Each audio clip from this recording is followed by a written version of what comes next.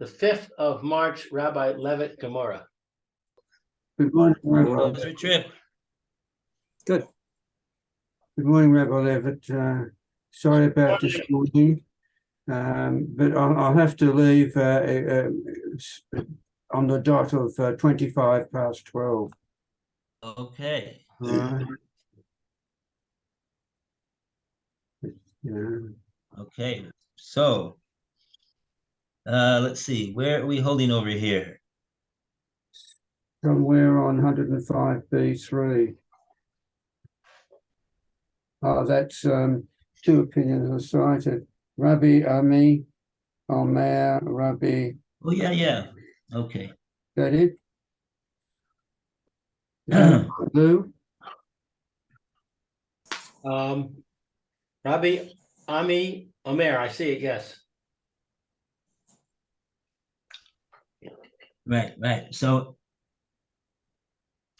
first of all, let's just recap here. I think we got the basic understanding of what the issue is over here. We're talking about the case over here. Ben Azai says there's Gimel Shvuos. And now what does he mean over here? We're talking about a case where there's a person that lost his animal, let's say, and there's a witness that seems to know something about the whereabouts of a lost animal. But he claims he doesn't know anything, and he gives a shvua that he does not know anything about any edus. He doesn't know any edus for the owner of the lost animal. And Ben Azai says over here, there's three different scenarios over here of this shvua. One scenario is where, even though he swore that he didn't know anything, but one of three possibilities: either he hikir bo v'lo b'motza'ah, he really does in fact know the identity of the animal, that it does belong to the plaintiff who's claiming over here. V'lo b'motza'ah, he does not know which chotzer that he saw the animal walking around in. He doesn't know the owner of that chotzer. He doesn't know, in other words, who found the animal and put it into that chotzer. That's the first case. The second case is that b'motzah, he does know the identity of the finder. He recognizes the chotzer, that it belongs to a certain person that he knows. But he does not know, he doesn't know the identity of the animal. He doesn't know that the animal belongs to the plaintiff, the claimant. And the third case, which was the clincher, was where the Gemora rejected if lo ba below b'motza'ah. He doesn't know not the identity of the animal nor the identity of the one who found it.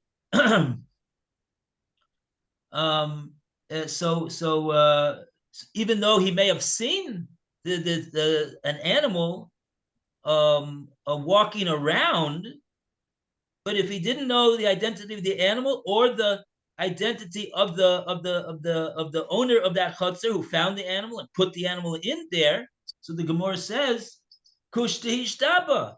He made a truthful oath that he doesn't really have any testimony to be of assistance to this plaintiff. And so that cannot be the case that Ben Azai was talking about. It doesn't match with the other two cases, because the other two cases are cases that his testimony, even if he didn't know the whole story, but he knows enough to be able to be that it's called edus, and that he wrongfully withheld it from the plaintiff, who could have benefited from the information, from the testimony that he would have given, even if it was only one. If it's only him alone that knows this testimony, it's not two witnesses. He should have come forward and given this testimony. So therefore, the Gemara says we're not. The third case is a case where he actually did know both the identity of the animal, that it does belong to the plaintiff, and he also happens to also know the identity of the chotzer, the owner of the chotzer who found the animal and put it in that place. And so like that, we can understand that in this case, that he swore that he doesn't know testimony. In all these three cases, the din is that he's chayav for making a false shvua. Now the question the Gemara goes into right now, when it says lemay hilchasa, is what is going to be the what's the halacha about this case? That's what the Gemara is asking, because in the Brisa, Rabbi Ben Azai didn't tell us what the halacha is in the case. It just says there's three shvuas over here, and these are they. But so the Gemara is asking, what's the halacha in the case? So on that we said that we have two opinions of the Amoraim. Rav Ami said in the name of Rabbi Chanina, Liftar, he's going to be exempt, and Shmuel says no, he's going to be chayav. So you got a machlekes Amoraim. What are they arguing about? He's going to be exempt. He's going to be obligated in what? In a korban, to bring a korban for having made a false shvua. Rashi calls it a korban shvuas ha'edus. And now we'll go on from so that's the background. I think that's a clear explanation of what's going on over here at this point. And now the Gemara is going to go further. And so without further ado, let's go further. So we're up to right now, Ubeplukta Dahani Tanoi. You see where that is? No. It's the last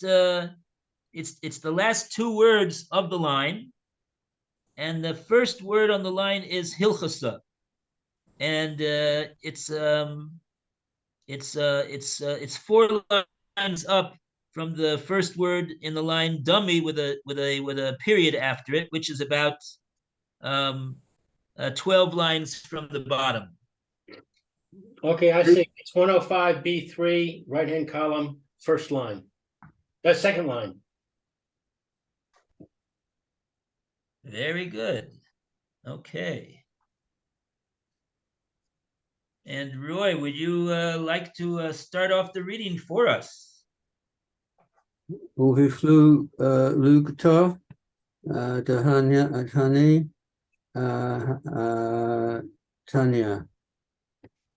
Tanay, and they disagree in the same issue that is at the root of the dispute of the following Tanayim.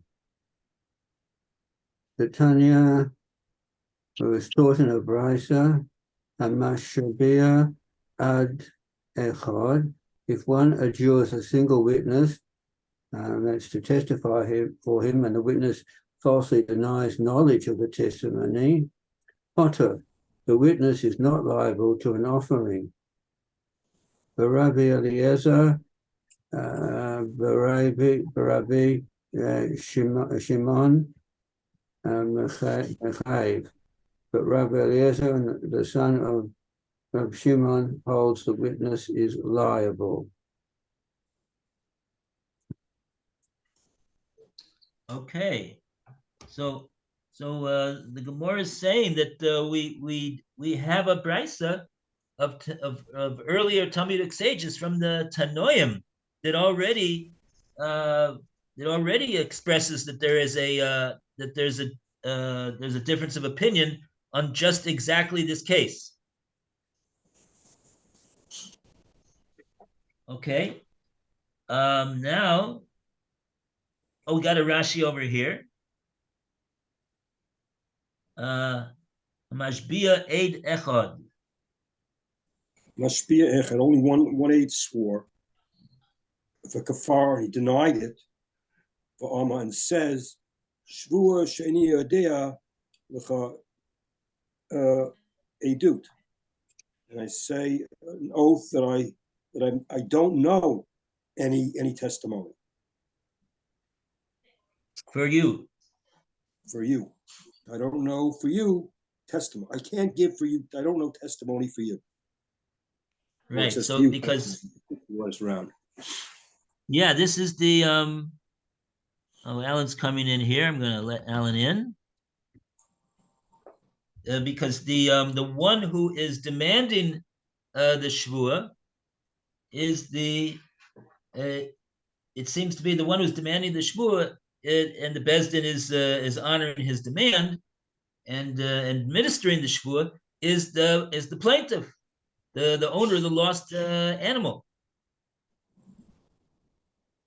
So it's like it's a court case within a court case.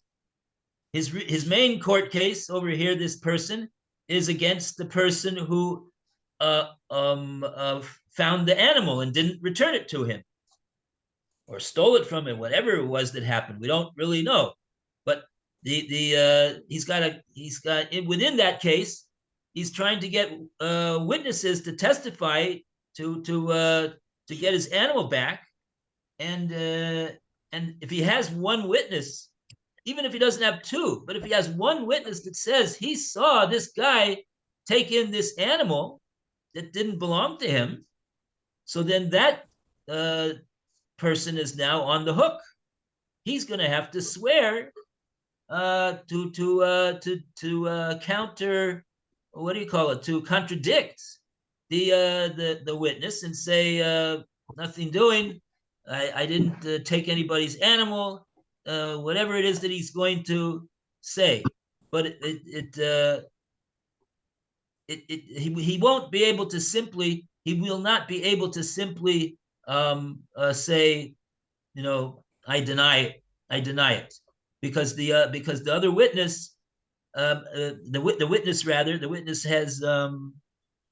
has made has given testimony, and even though one witness cannot extract money from the defendant, but he can force the defendant to make a shvua to contradict the testimony that the one witness is testifying to, and that's a shvua deraisa called shvuas eid echad.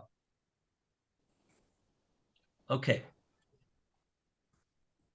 Now, the Gemora is going to ask, what exactly is the machlokes over here about?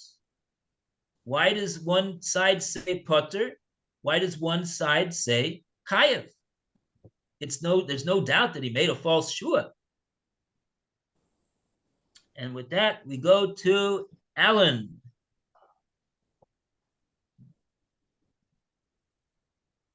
Alan, are you there? I'm back. Yes. Okay, good. The picture. Okay, so what page? 105 B3, right-hand column. The Gemora explains, second paragraph.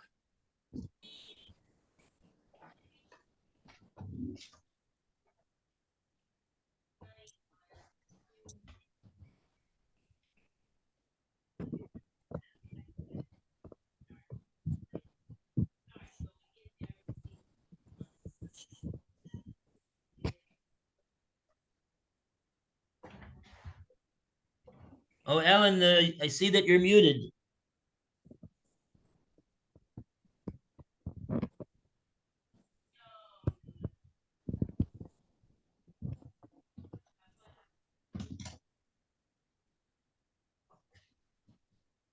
Okay, so which page now? Sorry. 105B3. 105B3. Okay. Gemora wonders, or we're starting with? No, and on the right-hand side, the Gemara explains, the Okay. middle of the right-hand column. Gemara explains. But my core miflagay in what issue do they disagree? It is the following. Mar Savar. One master, Rabbi Elazar, the son of Rabbi Shimon, holds that Devor Hago Rim Mormon Mormon Dome, something that can cause a benefit of money is considered like actual money. Vamar Sever, Lay, Mormon Dome, whereas the other master, the Tanakama, holds it is not considered like actual money. Shmuel and Rabbi Hanina too disagree concerning this issue. Shmuel concurs with Rabbi Elazar, the son of Rabbi Shimon, therefore rules that when a witness holds testimony that might have helped someone retrieve his lost object, he is liable to an offering. Rabbi Hanina concurs with the Tanakama and therefore exempts this witness from an offering.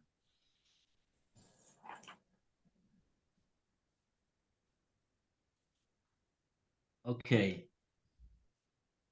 So that's the the mechanics. Just to go over the mechanics that they're arguing about is follows. First of all, why is it that this witness would be required to bring a korban? Because he's made a kfira in regard to mammon. Which was what we said before. If somebody makes like somebody who the nifkad who was entrusted with the item, if he says he doesn't have it and he denies it falsely and he swears falsely to it, and then they testify that he admits later on, so he has to bring a korban for being a kofir on the mammon, because it was a case that involved mammon. So over here, the question is this a case of mammon or not? It's a case which is gorm the mammon. In the sense, why is it a gorm? Why is it a case where his false shvua, that he doesn't know any edus, why is it that it's regarded as he's causing a monetary problem for the plaintiff? Because if he would have testified to the edus that he does actually know, so even though he's only one witness, and that itself wouldn't be capable of forcing the guy to pay back, but it, like we said before, it's going to force him to make a shvua to contradict the one aide who's testifying that he owes to the plaintiff, and therefore, if he chooses to swear and then to contradict the aide, so then on that side, so there was no so then the fact that the witness didn't testify, we don't see that was a cause of we don't see that resulted in mammon. It was we don't see that he resulted in losing any money for the plaintiff. But on the side that the defendant doesn't want to swear for whatever reason, and then he's going to have to be obligated to pay to the plaintiff. So then we see on that side that he doesn't want to swear, that in fact that it produced a monetary ramification over here, in the fact that the guy didn't that the witness did not say the testimony that he does know, and he swore falsely, denying that he knows. That would be regarded as a kfira of mammon. So since we obviously can't predict what the guy's going to do, he could do like that, this defendant, he could do like that.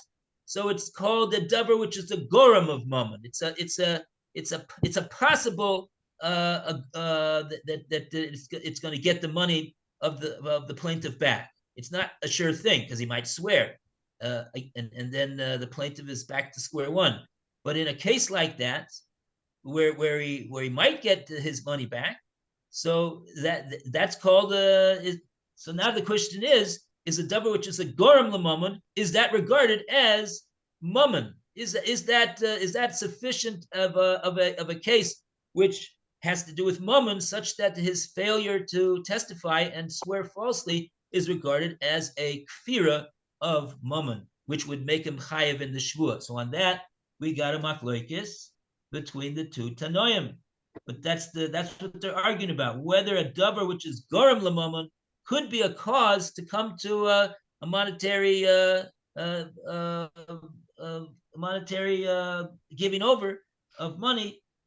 Is that enough of a case to say it's talking about a case of mammon? Okay. And I think Rashi didn't have anything to say about this.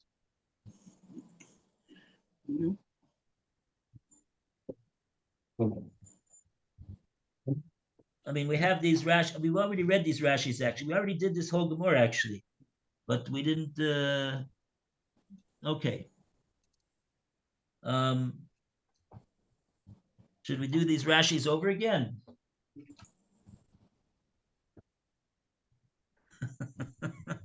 Well, we could maybe we'll just go weiter to the next case. Amar Reb Sheshes.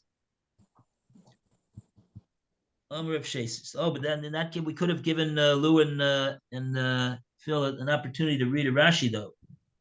So maybe I give up on my honor here. Don't give up. Okay. It's okay. Let's go on. Okay. Okay, we'll do. So we're up to Amar Rav Sheshes. So you didn't give up on your honor. So we're going to ask Lou to read Amar Rav Sheshes. See that? If you don't pursue honor, it pursues you. Okay. Right. Rav Sheshes. Let's see. Rav Sheshes said, "Hakofer ha." Let me just get my glasses. I'm sorry. I'm having a little trouble with my eyes today. Hakofer befikadon. Someone who denies a deposit. In other words, he was given something to hold, and he denies that he was given it to hold. Naaseh alav gazlan.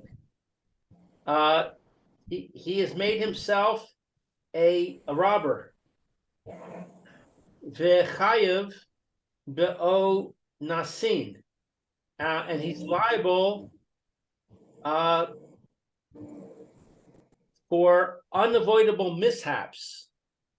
Onus. He's liable for something to come along that's beyond his control. Right, which he would not be liable for if he would be judged as an ordinary depositee, custodian. Now we're talking about Mina Shamayim, or we're talking about in the court? No, we're talking about in the court. In other words, he's going to be the court is the Bezdin is going to be is going to demand his payment of this article that was deposited to him, even though it wasn't his fault at all that an onus happened to him. In other words, for example, he's a shomer chinam. Somebody said, "Here, right. watch my object for me, as a favor," right. And he said, "No problem." And then he's walking along with the object, and armed robbers jump out of their vehicles and surround him and point their guns at him, and they say, "You're running your life." And he gives them the object, and now the owner of the object comes and says, "Where's my object?" And he says, "Armed robbers took it from me. I'm not responsible." And he takes him to court, and the court says, Oh, but you denied that you had it, so now you have to pay. Okay, I didn't understand the case like that. Because at the time that they I understood that step one was it was deposited by him, and step Right. two was that the guy demanded it back, and he said he doesn't have, he doesn't he says you never gave anything to me, Right. and so so at that point, since he is since he was a kofer b'pikadon, at that point, that makes him a kofer b'pikadon. Right. He's one who has denied, the being entrusted an object. So that's the second step. So if thereafter, if thereafter he something happens to the object which was beyond his ability to avoid, he's nevertheless going to be responsible for it, because in step two he was made into a gazlan. He was Right. given the din of a gazlan. But in your case, I don't know if in your case it's the same din, because at the time that at the time that the thieves robbed it from him, he not yet made any denial of the item. So I'm not sure if that's the case. That we're gonna have to see. Maybe it's gonna become clarified.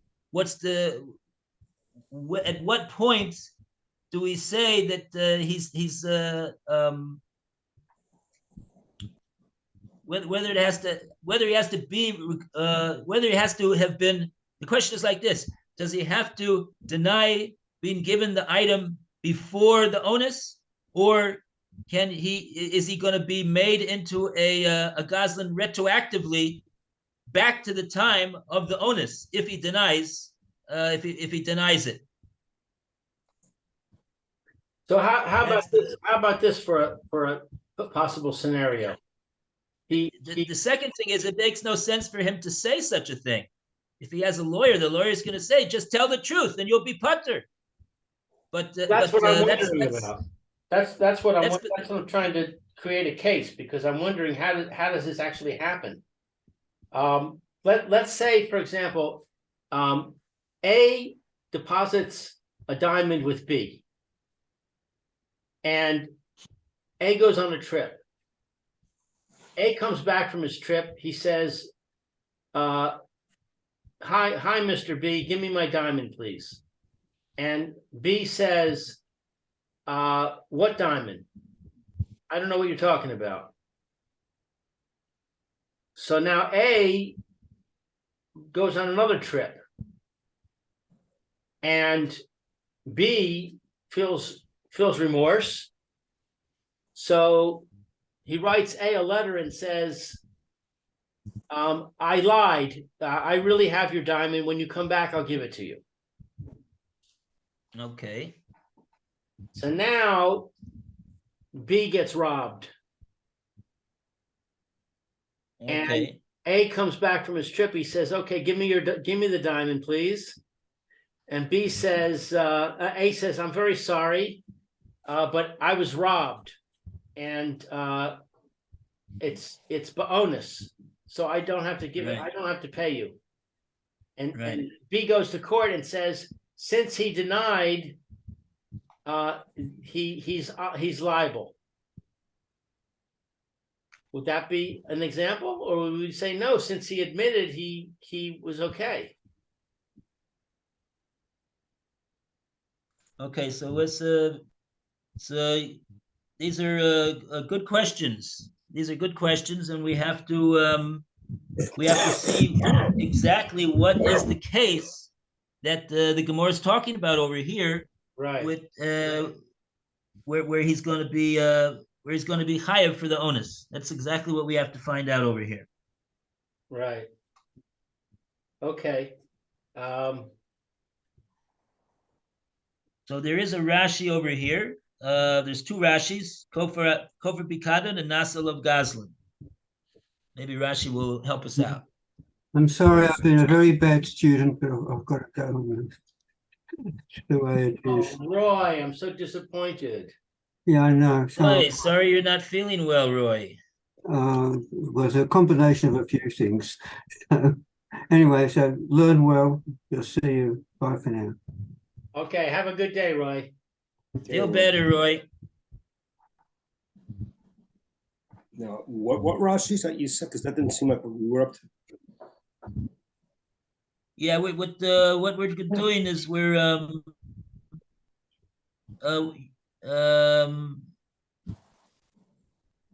we're going to the Rashis on the bottom of the last two narrow lines. Kofar Kofar Bikadon. If he denies it having deposit, now eight witnesses come. And then it says not so, not a alav gazlan. They're made on him and into a thief. A shot at the time of the denial. Into the time of the Lo nishpa, even though we didn't do any swearing. And now from here now on, ain lo din. There's no din anymore. The shomer chinam, because he's a shomer chinam. Ella rather he's chayev. He would be chayev, but unsim im anos. He would be if it was. He would be chayev in negligence if he was negligent. Okay, so Rashi, I think, is helping us out. I don't know if he's going to answer the question about the one that does tshuva. Can you do tshuva on having denied it? But at least in the case where he doesn't do tshuva, so Rashi's saying that the first step happened is that there was a deposit, and then there was a kfira.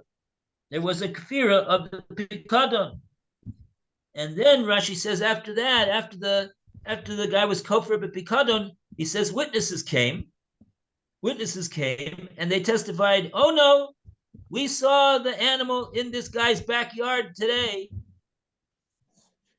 Okay, so then Rashi says nasal of gazlan. So the animal's still in existence. Now Rashi says nasal of gazlan, and now the question is, from what point in time is he regarded as a gazlan, and he's going to have the din of a gazlan? Says Rashi, mishas kathira.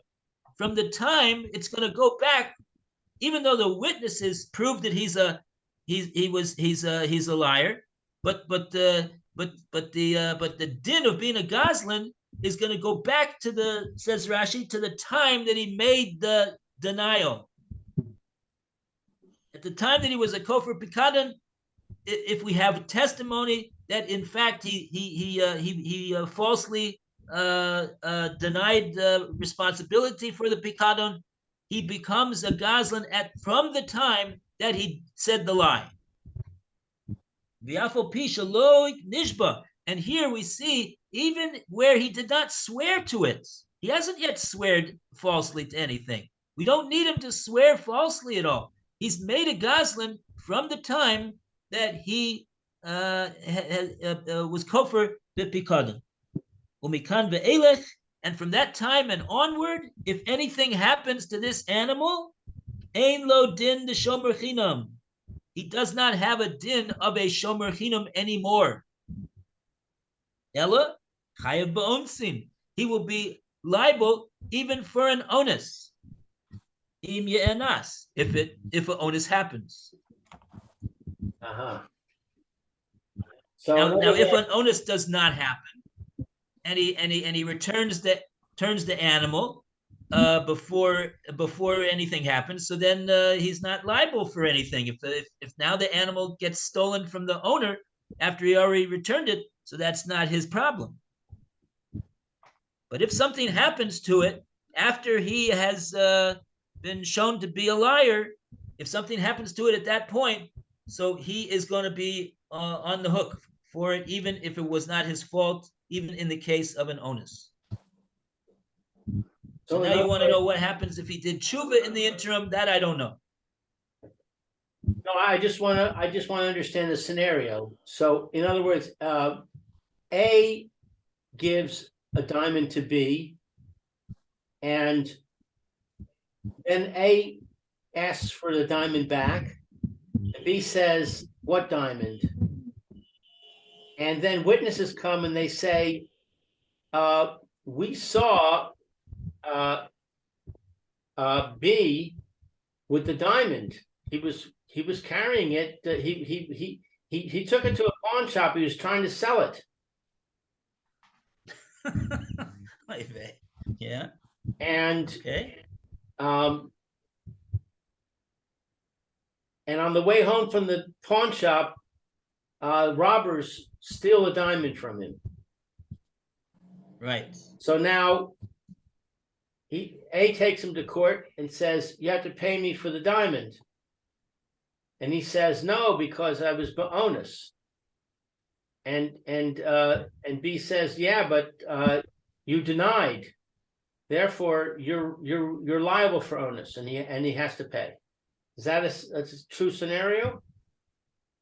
Right. The only question that left in my mind is this that we say that he's a kofer, the pikadon? I have a question. Does that and we see that Gemora says he now gets the status, Rashi explained, from the time that he was kofer, he gets the status of a gazlan, it gets the din of a gazlan. Does that mean what constitutes him being a kofer? Is it only that he's a kofer in Bezdin? When it's in the Bezdin and he makes a kfira in front of the Bezdin, or is it even regarded as a kfira if it could be proven that he denied being given the item even to the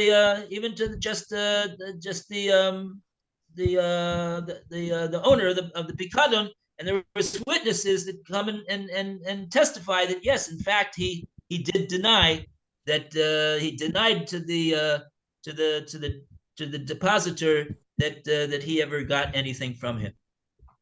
It's a side point, but Yeah. It's a good question though, because we know in terms of a shvua, the shvua is the, like we say, it's the shvua that the Bezdin is administering to him. Only like that is called a shvua. If he just gets up and makes a shvua unsolicited on his own, it doesn't have the same halakhic ramifications. right? So I'm just wondering about this case with the kfira. What constitutes a kfira? Is it inside Bezdin only or outside even? Yeah. Okay. Okay, take care. So it will be continued, Bez Hashem, tomorrow. Everybody be well. Phil, Have are a you great planning day, a on, great week. Are you planning on submitting something for the newsletter?